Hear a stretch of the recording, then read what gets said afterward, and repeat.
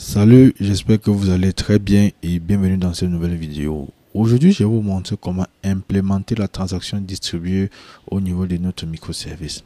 Lorsque vous créez une application, lorsque vous mettez en place une architecture microservice, il faut toutefois vous assurer qu'il y a ce qu'on appelle cohérence des données entre vos différents services. Si l'architecture que vous avez adoptée au départ, c'est une architecture monolithique, là, vous n'avez pas de problème puisque l'ORM va se charger de mettre en place ce qu'on appelle la atomicité au niveau des éléments. D'accord? Donc, par exemple, je vais prendre un exemple très simple. Si nous venons au niveau de notre product services qui est là et nous allons au niveau des catalogues, nous allons nous rendre compte que dans le module modèle, nous avons la table catégorie qui est là pour gérer l'entièreté des catégories de notre application. Nous avons la table product qui est là pour stocker les informations liées au produit. D'accord? Ça veut dire quoi? La relation entre catégorie et product, c'est une relation one-to-many, ce qui signifie simplement que pour ajouter un produit, vous devez l'associer à une catégorie automatiquement. Mais la catégorie peut exister sans toutefois avoir des produits. Mais le produit, dans son cas, ne peut pas exister sans avoir des catégories. Maintenant, si vous voulez ajouter un produit au niveau de votre base de données, sans toutefois ajouter une catégorie, sachez donc que l'ORM, dans le système de gestion de la base de données, tant pour moi, dans le SGBD, va se charger, ou vous pouvez dire RSGBD, doit se charger de gérer ce qu'on appelle, de vérifier ce qu'on appelle la contrainte d'intégrité. D'accord? Donc l'ORM va se dire que voilà, vous voulez ajouter un produit au niveau de votre base de données, mais présentement vous n'avez pas encore ajouté des catégories. Donc il va mettre en place un message, un warning, un message d'erreur qui va dire violation des contraintes d'intégrité. Mais admettons que vous avez créé un microservice. Là, au niveau du microservice, du premier microservice, vous avez la table catégorie. Et au niveau du deuxième microservice, vous avez la table product. D'accord? Ces deux microservices ne sont pas fortement liés. Donc, ils ne sont pas couplés. Il y a des couplages au niveau des microservices. D'accord? Donc, au niveau de la relation catégorie et produit, comme vous le voyez ici là, puisque catégorie est un champ de la table produit, vous n'allez pas utiliser l'instance, vous allez plutôt utiliser la clé primaire ici là. Si la clé primaire ici est un entier, vous allez dire qu'ici là c'est un integer. Si c'est une chaîne de caractères ici là, vous allez dire que c'est un type chaîne de caractères ici là. Là, il n'y a plus moyen pour le SGBD de pouvoir contrôler la violation de contraintes d'intégrité puisque c'est deux bases de données différentes. La première base de données contient la table catégorie et la deuxième base de données contient la table product. Donc ici, vous ne pouvez pas donc vérifier les violations de contraintes d'intégrité. C'est carrément impossible. Vous voyez un peu. Donc il est donc de votre devoir à vous de mettre en place un moyen de pouvoir gérer ce qu'on appelle les violations de contraintes d'intégrité. Et pour le faire cela, on va utiliser ce qu'on appelle la transaction distribuée parce que vous êtes dans un microservice, donc vous allez utiliser, donc vous êtes dans ce qu'on appelle un système distribué. Vous devez donc mettre en place ce qu'on appelle la transaction distribuée. Ok, donc pour implémenter cela, je vais venir au niveau de mon IDE et essayer d'abord de vous expliquer un peu ce que cela signifie. Donc nous allons voir les choses globalement, mais la session que nous allons nous voir, je crois, c'est vendredi ou samedi, donc disons vendredi ou demain, nous allons donc essayer d'éplucher cela de fond en comble. Donc aujourd'hui, nous allons plutôt nous appesantir sur la partie implémentation. Et dès que vous allez voir ce qu'on peut faire avec l'implémentation, et nous allons donc nous concentrer directement sur la partie explication, soit demain mercredi ou après-demain vendredi. D'accord, j'ai dit après-demain 3 fois. Donc je vais venir au niveau d'ici là. Donc, ce que je peux faire, c'est lancer Dry.io. Donc, je vais créer un fichier loin ici, là. Donc, je vais l'appeler distributed. Oui. Transaction. Bon, distributed transactional. Je vais mettre pour Dry.io. Voilà. Puisque j'ai installé l'extension sur mon éditeur de test. D'accord. Donc, ici, là, tout ce que je peux faire, et c'est pas si Copilote va comprendre ce que je vais faire ici, là. Ok, draw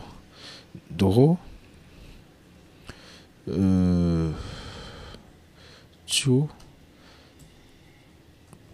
class to classes with names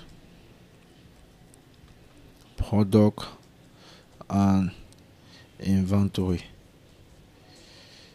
inventory. Voilà.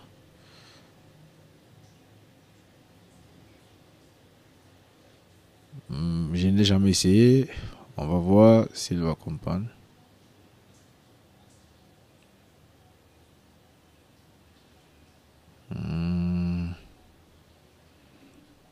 Bon, je crois que c'est perdu d'avance. On va essayer de faire quelque chose nous-mêmes.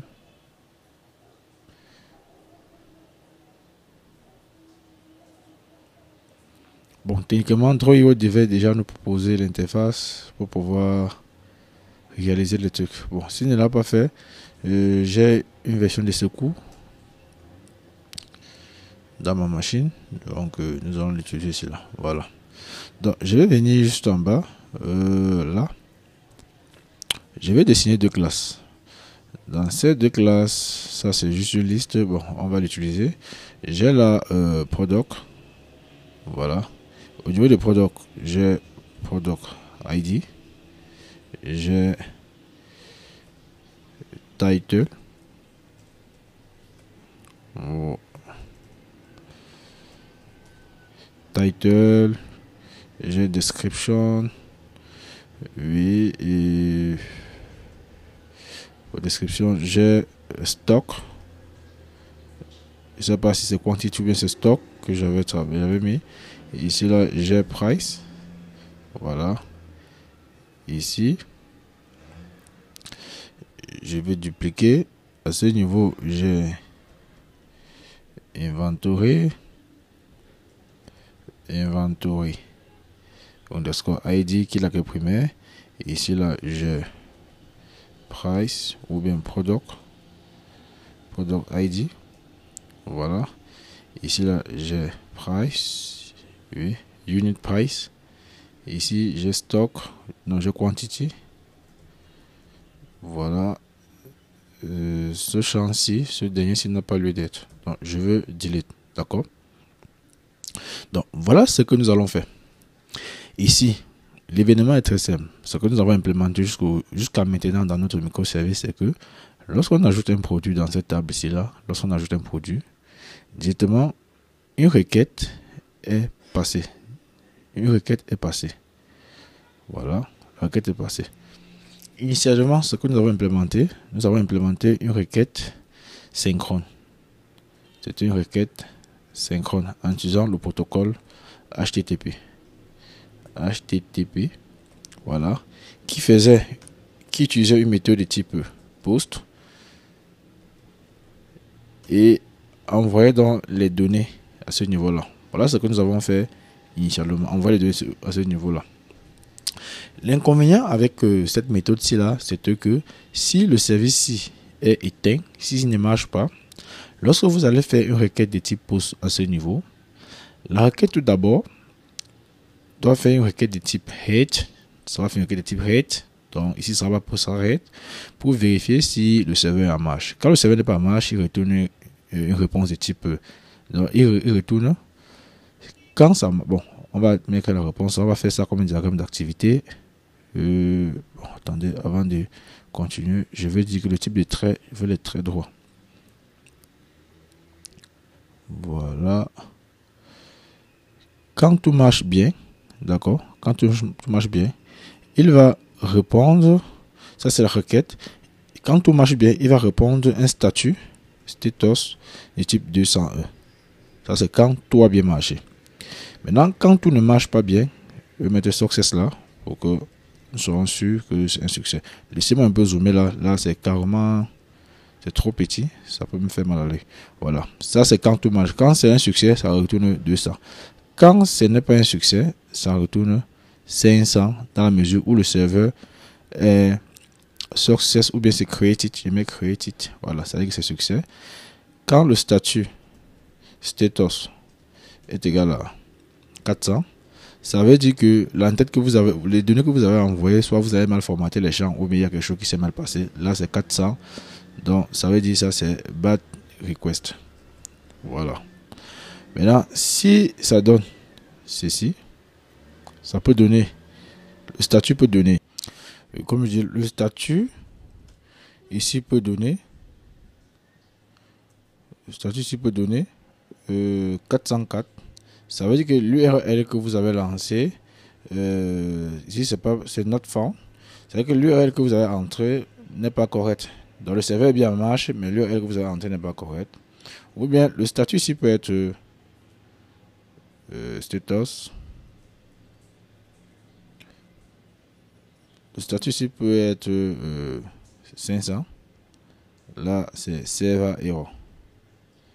Server error. Je crois que c'est un truc comme ceci là. Voilà. Vous voyez que ici il y a ce qu'on appelle un couplage fort entre éléments. Donc tout est fortement couplé. Ça veut dire que si ce service dépend uniquement de ce service là. Maintenant, si vous voulez gérer la transaction distribuée à ce niveau là, il y a plusieurs méthodes que vous pouvez utiliser. Vous pouvez utiliser le 2PC. Je le mets là. Vous pouvez utiliser le 2PC. 2PC. D'accord. Qui signifie tout simplement two face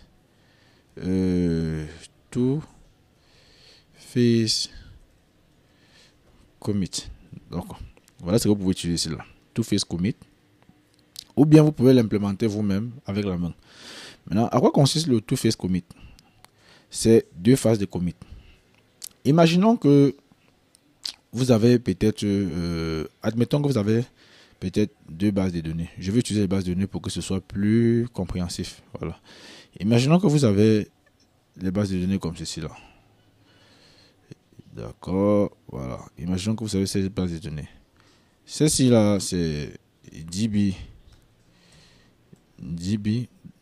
2 points master. Ici là, c'est DB 2 points slave 1. Bon. Et ici, c'est DB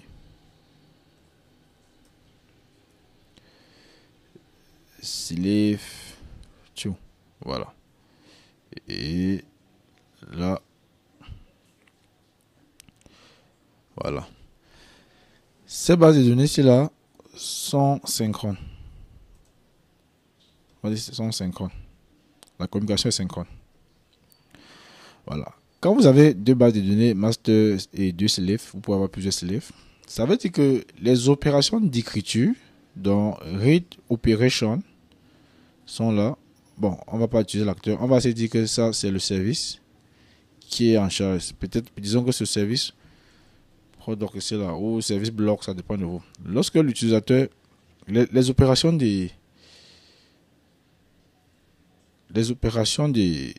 d'écriture sont ici là. Que dit c'est retrieve dans RR, read pour to lit, retrieve, oui, create, oui, et delete sont ici là. D'accord? Et non pas read. Retirons tous les deux read là, j'ai fait l'erreur. C'est create, delete, en put, en patch. Ces opérations de modification sont ici là. Maintenant, les opérations de lecture sont ici. Les opérations de lecture sont sur les slaves. Ici là, c'est read et retrieve. Read et retrieve. Ici là, vous avez également un read et un retrieve. Ces opérations sont au niveau de la base de données ici là. Voilà ces opérations là. Ces opérations sont ici. Donc du coup, lorsque l'utilisateur envoie les données ou bien il modifie le master, parce que le master c'est celui qui contient les données. Lorsque l'utilisateur écrit ici, directement, il va envoyer les données ici là. Ça, ils sont fortement liés. Donc le couplage ici est fort. Ça veut dire que si vous utilisez la transaction 2PC, parce que il faudrait que vous décidiez de savoir, est-ce que qu'est-ce que j'ai vraiment besoin? Est-ce que j'ai besoin d'un couplage fort? Est-ce que j'ai besoin d'un couplage faible? Maintenant, en fonction de l'architecture que vous utilisez, donc du type de données que vous voulez utiliser ou bien du type de logiciel que vous avez mis en place, vous devez savoir ce que vous voulez. C'est là où vient la notion du théorème de Cap. Cap théorème. C'est là où vient donc la notion du théorème de Cap. Qui signifie quoi? C signifie, bon, je vais faire tout ceci. Du coup, C signifie consistency. Consistency.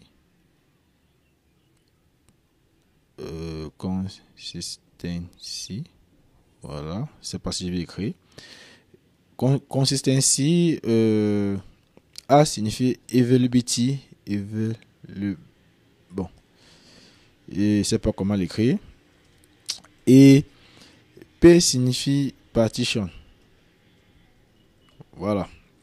Vous devez vous appuyer sur ça pour savoir quelle architecture vous devez mettre ici là. Et pour vous appuyer sur ça, il faut savoir quel type d'application vous voulez concevoir.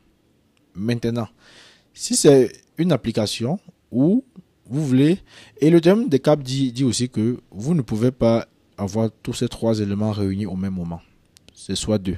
Donc vous pouvez choisir en premier lieu soit C, A, ou bien après vous pouvez choisir C, P, ou bien vous pouvez choisir PA. Vous pouvez choisir PA ou bien AP. Voilà les trucs que vous pouvez choisir. D'accord? Voilà ce que vous pouvez choisir. Consistency signifie cohérence. Ça veut dire quoi? On va se rassurer que les données qui se trouvent au niveau du master sont également répliquées au niveau des followers. C'est ça qu'on appelle la réplication. D'accord? Ça, c'est un système de réplication. J'ai oublié de vous préciser. Ça, c'est la réplication. Ça veut dire que les données que vous avez au niveau des masters doivent également se trouver au niveau du follower. Les mêmes données au même moment. Ça, c'est consistency.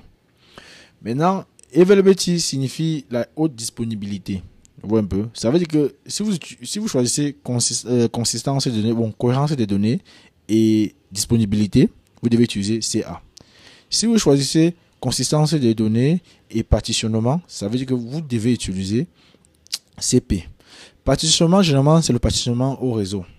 En général, ça fait référence à ce qu'on appelle le shading. Le shading, c'est quoi?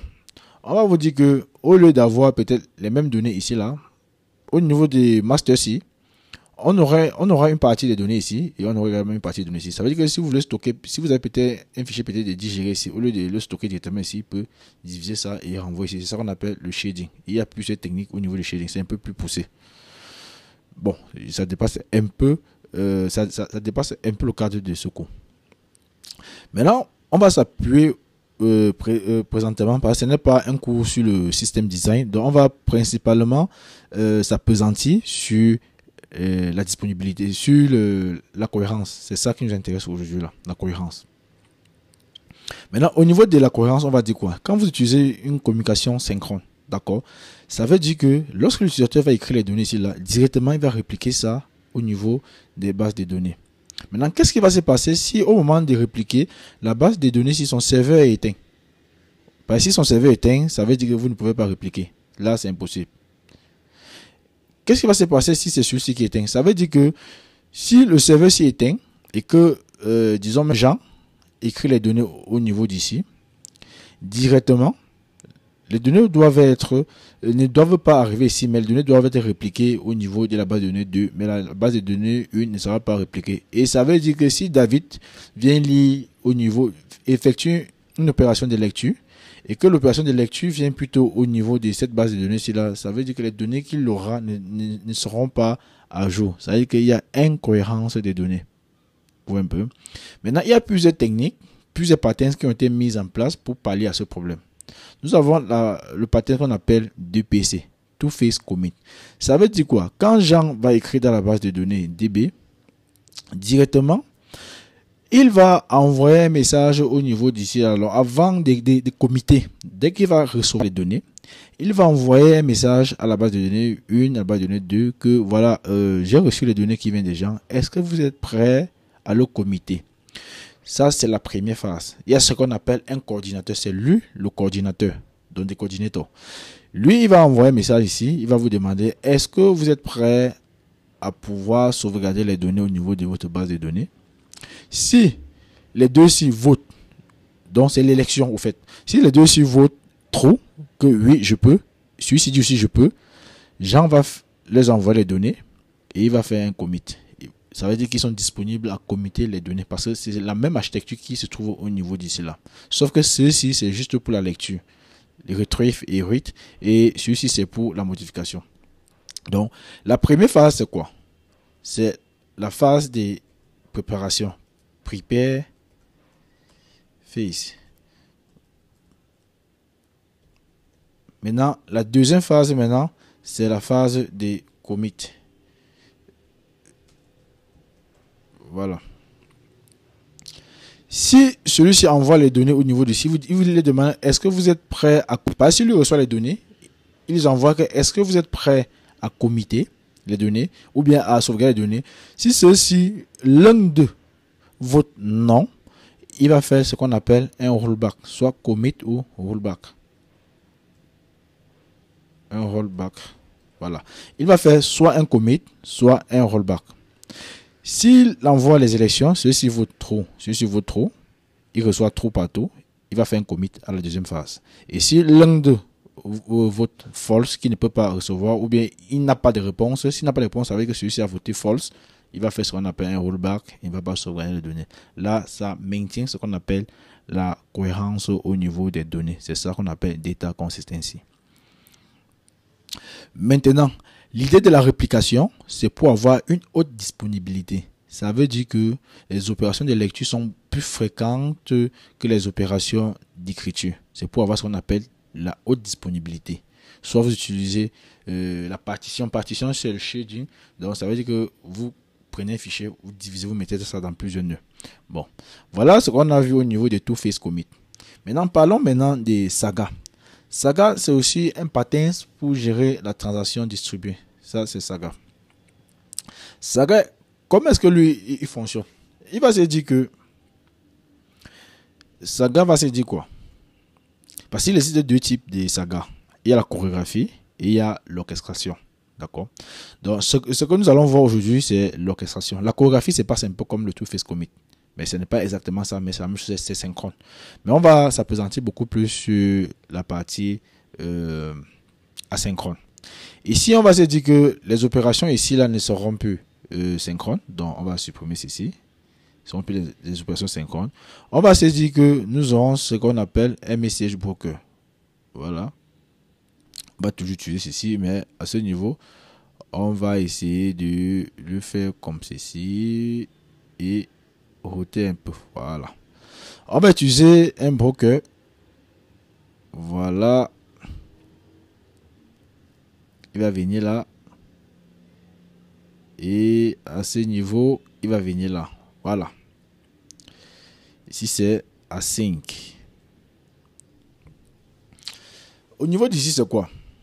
Lorsque Sawadogo doit écrire ici, dans la base de données ici, dès qu'il va envoyer les données ici, d'accord, les données, le master n'a pas besoin de savoir si les slaves sont actifs, hein. Il n'a pas besoin de savoir si le serveur est à jour. Tout ce qu'il va se contenter de faire, c'est de publier les messages dans la file d'attente. Il publie les messages de mise à jour dans la file d'attente. Les slaves vont donc venir se souscrire ici là. Ça c'est publish, donc ils publient ici l'événement. Ils vont venir souscrire donc à l'événement et écouter en fonction d'un certain canal ou bien d'une clé de routage. D'accord? Dès qu'ils vont souscrire ici, quand ils vont voir une clé de routage qui les concerne, si c'est une clé de routage de mise à jour ou bien de backup, directement ils vont se mettre à jour. Ça veut dire quoi? Si ces bases de données ici là, ou bien l'une des bases de données ici est éteinte, celui-ci sera à jour. Mais si après, au niveau d'ici, là, le master ici meurt, il y a élection entre les deux ici là. Les deux, on s'est dit que bon, l'autre jour tu n'étais pas actif, ou bien il va dire que ça fait 10 minutes que tu n'es pas actif et tu viens de démarrer. Et comme tu as démarré, directement le master est mort. Ça veut dire que moi je suis plus à jour que toi. Et si je suis plus à jour que toi, ça veut dire que c'est maintenant moi le master. Et celui-ci va dire que ok, oui, je comprends, tu es le master, tu es le plus à jour. Donc c'est ça qu'on appelle le théorème. C'est pas un théorème, c'est ça qu'on appelle le principe de consensus. Vous voyez un peu. Donc il y a élection entre les slaves pour voir qui sera le master. d'accord, dans le failover. Ça, on appelle le failover. Quand un master meurt, il faut qu'un slave devienne le master pour continuer à recevoir l'écriture. Et quand le master va redémarrer après, parce qu'il peut tomber, c'est après un conteneur Docker, il tombe, quand Kubernetes va le redémarrer, dès qu'il revient, il n'est plus à jour. Étant donné qu'il n'est plus à jour, il perd son titre de master, il devient un slave. Voilà ce que vous devez comprendre. Et sachez donc que la communication asynchrone, ce n'est pas le strong consistency. Parce que si là, que nous avons vu, j'ai supprimé, la communication synchrone, donc la réplication synchrone, c'est ça qu'on appelle le strong consistency, donc la forte cohérence des données. Maintenant, au niveau de la communication asynchrone, c'est ce qu'on appelle l'eventual consistency. Consistance éventuelle. Ça veut dire que vous pouvez vous mettre à jour lorsque vous voulez. Là, ils sont basés sur la haute disponibilité. Donc, ceux-ci-là, ils s'appuient beaucoup plus sur la haute disponibilité. Couplage faible entre éléments et haute disponibilité. Et cohérence faible. Ça veut dire que ici, là, le C n'a plus sa place. La cohérence est faible. Donc, c'est plutôt la disponibilité qui est mise en avant. C'est en fonction de ce que vous voulez faire. D'accord? Donc, j'ai voulu enregistrer ça dans, disons, une seule vidéo. Je crois que la vidéo sera très longue. Et je tiens à faire la deuxième partie. Donc, je tiens à faire la deuxième partie dans une troisième vidéo. Donc, dans cette troisième vidéo, nous allons donc implémenter cela. Donc, d'ici là, n'oubliez pas de laisser les commentaires. Si cette vidéo vous a plu, partagez sur les réseaux sociaux, invitez plusieurs personnes à voir cette vidéo parce que c'est ça qui va faire de vous un développeur chevronné. Tout le monde sait déjà coder, même les intelligences artificielles aujourd'hui codent, mais ce sont ces concepts de système design qui vont vous pousser à un niveau plus élevé. Donc, d'ici là, portez-vous bien. Peace.